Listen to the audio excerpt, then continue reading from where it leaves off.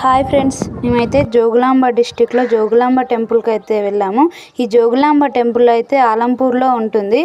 ఈ జోగులాంబ టెంపుల్ పక్కన ఒక 1 కిలోమీటర్ లోపలికి వెళ్తే పాపనాశి టెంపుల్ అనేది అయితే ఉంటుంది. ఇదైతే వ్యూ చూడడానికి అయితే చాలా బాగుంటుంది.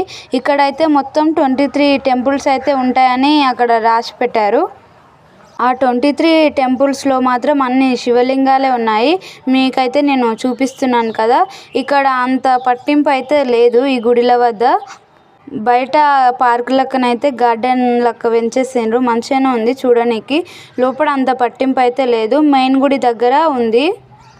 మెయిన్ గుడి పక్కకే అమ్మవారు కూడా ఉంటుంది. మీకు చూపిస్తాను చూడండి. ఇంకో ఇదే అమ్మవారు తల్లి. కొన్ని దాంట్లలో అయితే ఇలా దేవుని బొమ్మలు అయితే ఉన్నాయి. వాటి పేర్లు ఏందో మనకైతే పూర్తిగా తెలియదు కదా. శివలింగాలు అయితే చాలా ఉన్నాయి.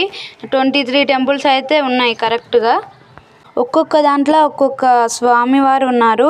వాళ్ళకు పేర్లు కూడా ఉంటాయంట. ఇదైతే రంగమండపం అని అయితే ఉంది. దానిపైన అయితే ఇలా చెక్కారు చూడండి.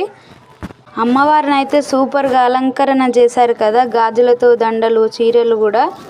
మీరైతే జోగులాంబ వెళ్ళుంటే మాత్రం ఇదైతే ఖచ్చితంగా విజిట్ చేయాలనుకుంటున్నాను. బాయ్.